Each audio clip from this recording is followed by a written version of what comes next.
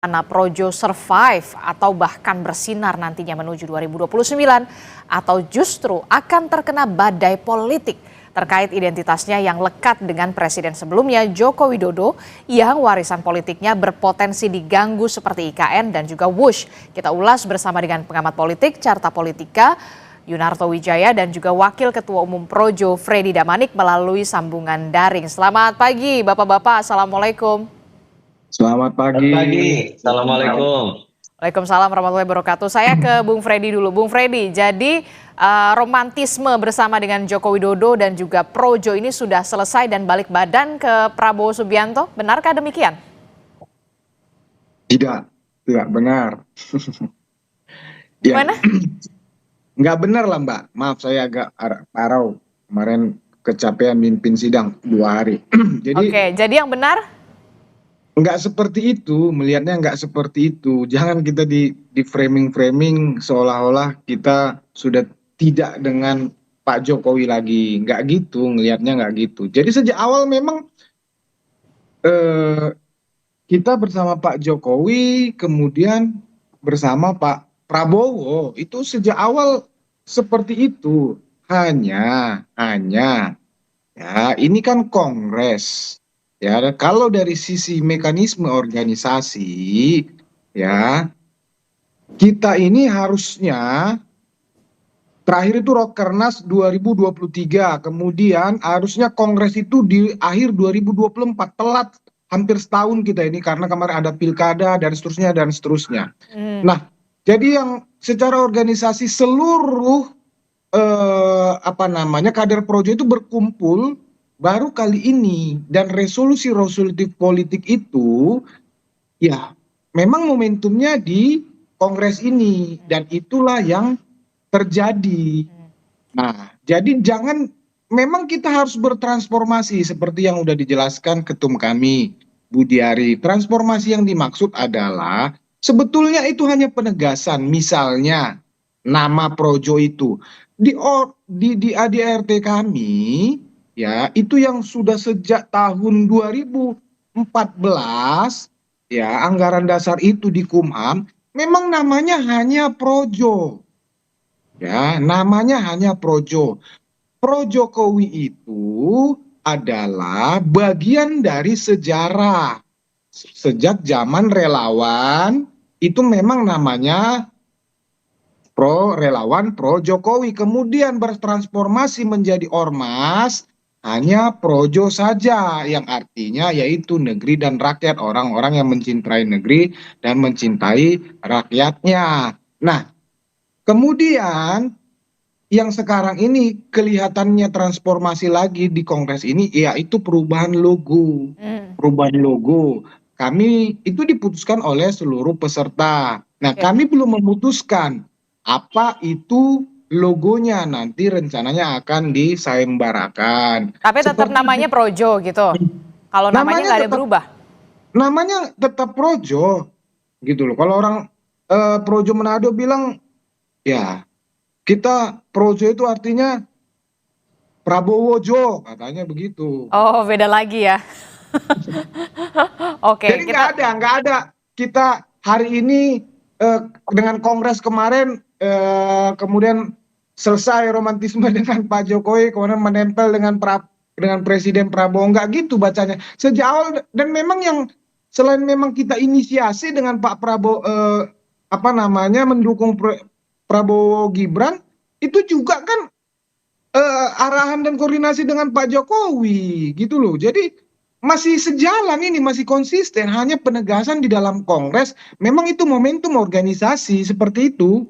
Oke, jadi nggak ada tuh istilah romantisme selesai, begitu sudah putus, itu nggak ada ya. Hanya Nggak ada. bertransformasi. Transformasi organisasi aja.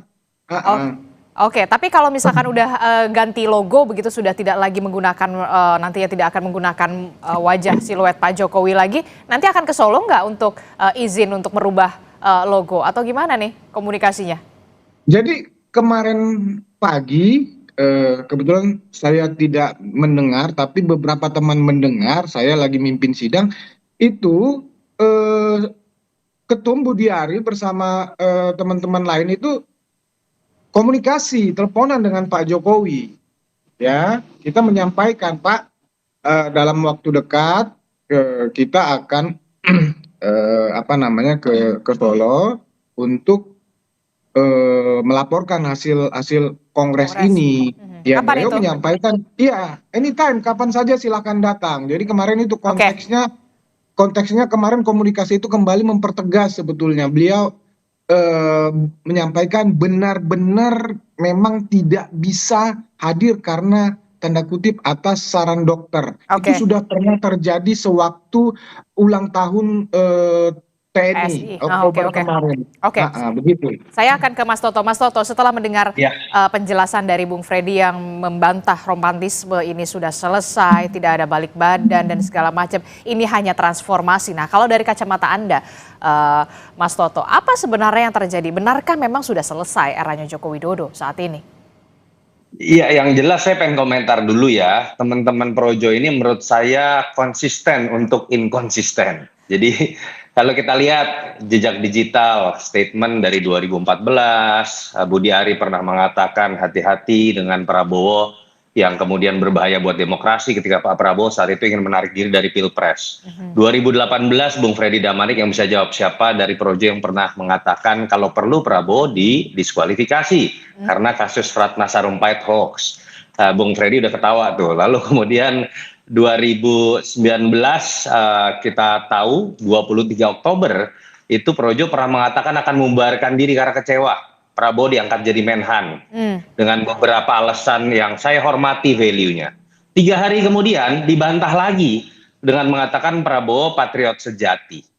Dari sini saja kita sudah lihat karakter, saya nggak tahu apakah ini sekarang disebut ormas, apakah relawan, atau sekedar sekumpulan orang yang memang ingin bertahan dalam mengekor kekuasaan.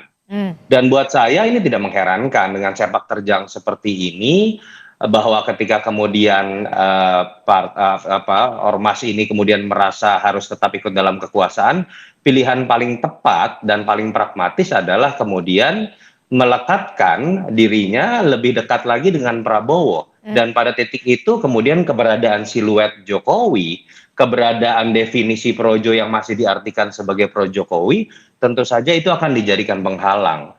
Buat saya ini seperti mengerdilkan Mas Gibran ya. Kalau ditanya apakah kemudian sudah berganti Pak Jokowi eranya menjadi era Pak Prabowo, iya. Tapi kan kita tahu juga bahwa di situ ada Mas Gibran yang jelas-jelas mewakili Jokowi yang sangat digembor-gemborkan oleh teman-teman Projo. Lalu di mana Anda letakkan yang namanya Mas Gibran? Dan kalau kalian percaya bahwa kemudian Prabowo dengan Jokowi itu adalah keberlanjutan, kenapa harus didikotomikan? Dan kenapa kemudian sekarang seakan-akan nama Jokowi, wajah Jokowi disebut sebagai kultus individu? Saya sering mengatakan itu dan selalu dibantah oleh teman-teman Projo.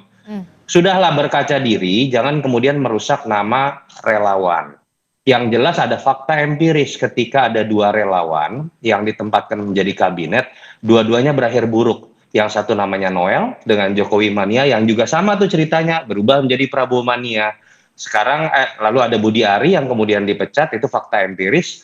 Lalu kemudian juga mengikuti jejak Noel juga, malah kemudian melekatkan dirinya walaupun namanya Projo, tapi menghilangkan nama Jokowi dan lebih mendekatkan.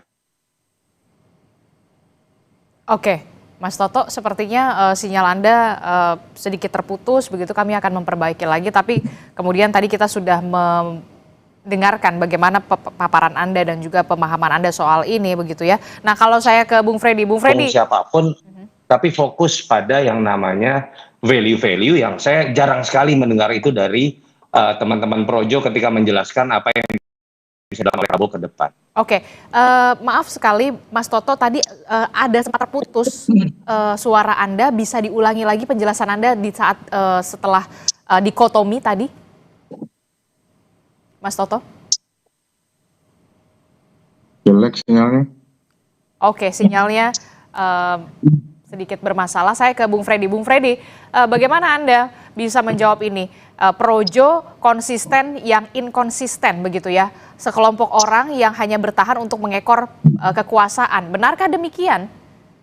Ya, itu kan udah selesai dan itu semua sudah menjawab itu. Ya, Presiden Prabowo sudah menjawab itu, dijawab dengan Presiden Jokowi sudah menjawab itu, PDIP juga sudah menjawab itu, yaitu ketika bergabungnya Presiden Prabowo dalam kabinet Pak Jokowi, ya bergabungnya Gerindra dengan dalam kabinetnya Pak Jokowi, itu semua sudah dijawab, ya politik persatuan, persatuan nasional. Itu juga yang terjadi kepada Projo, karena Projo bagian dari itu. Demikian juga terhadap partai-partai. Jadi menurut saya itu semua sudah selesai, ya. Apapun itu, Mas Soto mengatakan mau itu inkonsisten, retorika, apapun itu, tapi ya itulah politik kita per hari ini, per kemarin bergabungnya bersatunya Prabowo dengan Pak Jokowi, yaitu kami berada di situ. Jadi memang politiknya Eh, harus ikut itu, seperti itu. oke, jadi politik memang harus seperti itu, Mas Toto katanya. Bukan politik harus, tapi itulah yang kami di situ ikut politik persatuan nasional itu sama juga dengan partai-partai lainnya. Hmm. Begitu loh. Sama juga dengan PDIP. PDIP juga, justru PDIP yang terbesar di kabinet di koalisi itu. Mereka tidak menolak itu, justru mereka yang merangkul, kan begitu. Jadi Oke, ya kami berada di situ sama dengan partai-partai itu, sama tapi kan dengan Projo bukan partai. ya, kami bukan partai, tapi kami berada di situ. Kami bukan partai, kami adalah ormas yang berpikir dan bertindak, berperilaku kami seperti politik. Kan seperti itu, terserah. Mau dibilang lebay apa, tapi itulah Projo hari ini seperti, dan sejak kami putuskan menjadi ormas, memang kami sudah memutuskan bahwa akan bertindak, berpikir, dan berperilaku secara politik. Ya, tidak seperti ormas-ormas yang lainnya, misalnya kepemudaan, yang lainnya beda. Kami memang menyatakan kami ormas politik dan tidak ada masalah, memang itulah kami, begitu loh. Oke, Mas Toto. Ya, ya beginilah kalau kemudian politik diartikan sebatas bagi-bagi kekuasaan, mengekor pada kekuasaan, lalu kemudian perubahan itu ditentukan oleh ikut siapa, bukan pertanggungjawaban nilai. Seingat saya ya, dulu ini statementnya Budi Ari tentang berbahayanya Prabowo buat demokrasi 2014. Mendukung Jokowi itu bukan tentang mendukung siapa, tapi mendukung nilai, pemimpin yang berasal dari bawah. Kenapa teman-teman Projo lebih mendukung Jokowi dibanding Megawati? Karena mereka menginginkan bahwa ada pemimpin yang bottom up, ada sistem merit yang bekerja, tidak harus darah biru. Dan itu yang juga saat itu saya pendukung Jokowi juga. Nilai itu yang kita perjuangkan bersama-sama. Ketika kemudian Jokowi mendorong anaknya untuk maju, tanda kutip, harusnya kan ada nilai yang kemudian kita sepakati berbeda dengan 2014. Tapi ya sudah, kita bisa lihat bahwa ternyata ini bukan tentang nilai, tapi sekedar ikut siapa dan saya tetap dapat jatah atau tidak. Itu yang menyebabkan 2019 spekulasi saya, Projo dengan mudahnya, dengan cara ngambek, lalu kemudian dapat jatah Wamendes, ketua umumnya, lalu kemudian tiba-tiba mendukung juga Prabowo sebagai patriot sejati, sebagai Menas. Ini pendapat saya, Bung Freddy pasti berbeda dan silakan masyarakat yang menilai.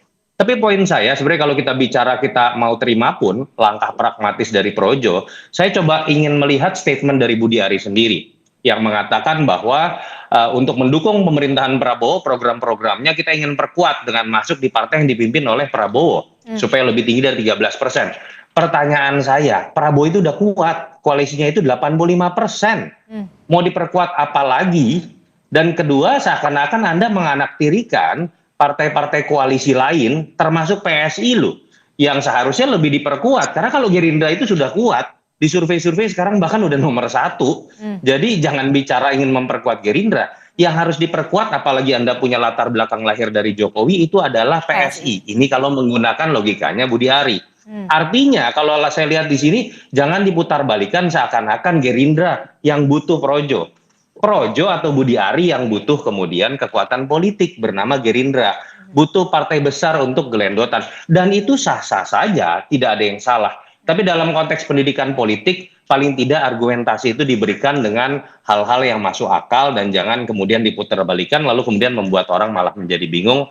Ya paling tidak kalau tidak memberikan kontribusi secara elektoral, memberikan kontribusi lah secara pendidikan politik. Itu Terakhir, saja. saya mau ke Mas Toto, singkat saja, mampukah kemudian Projo ini bisa bertahan dengan kemudian berbalik badan, justru kemudian mencoba bertahan untuk mengekor kepada kekuasaan di 2029?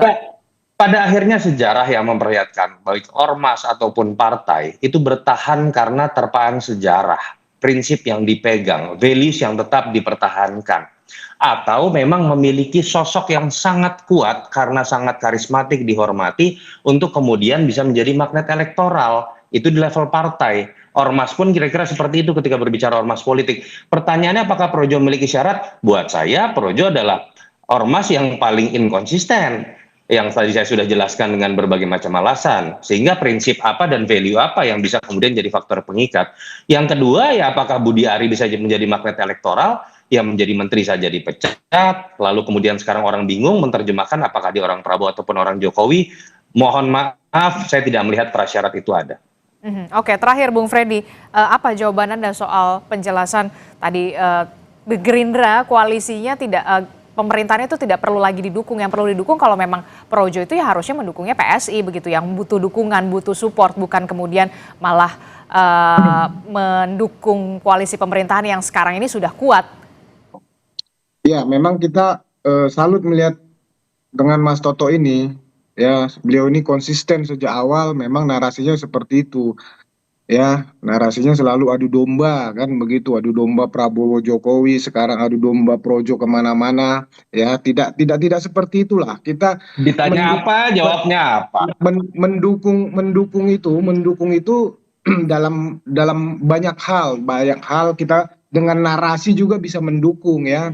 Jadi bukan kita mengecilkan partai-partai lain, kita mengecilkan Gerindra, tapi itu menggambarkan, menunjukkan dengan narasi saja kita itu menunjukkan bahwa kita memang pengen mendukung pemerintahan ini. Jadi bukan berarti kita lebih hebat dari partai-partai lain, bukan berarti kita lebih hebat dari Gerindra, bukan. Ya kita menunjukkan niat baik kita sebagai ormas politik, saya rasa itu sudah menjadi dukungan. Itu kami melihat hal itu positif. Kalau dengan PSI ya itu ya sekali lagi masalah partai itu ketua umum kami secara pribadi menyatakan beliau bergabung dengan Gerindra. Ya, tetapi dalam salah satu resolusi kongres kami bahwa Ormas Projo tetap akan menjadi organisasi yang setia di garis rakyat dan setia dengan ormas kerakyatannya. Jadi tidak masuk dalam politik formal secara organisasi, tapi individu dibebaskan. Banyak kader kami, banyak PSI, ada Golkar, banyak Gerindra. Jadi semua di dalam Projo itu ada berbagai partai. Tapi ya pertanyaan saya nanti sudah diperjelas lagi untuk simbolnya lagi, sudah tidak memakai lagi gambar Pak Jokowi. Gambar siapa jadinya? Kalau diganti, karena sudah diputuskan diganti, sudah pasti tidak siluet Pak Jokowi. Masalah nanti apa itu belum diputuskan. Oke, kita akan tunggu bagaimana langkah selanjutnya dari Ormas Projo ini akan kemana. Terima kasih Bung Freddy Damanik dan juga Mas Toto, terima kasih sudah bergabung bersama kami. Sehat selalu Bapak-Bapak, Assalamualaikum, selamat pagi. Bang Freddy. Terima kasih Mas Toto. Yuk.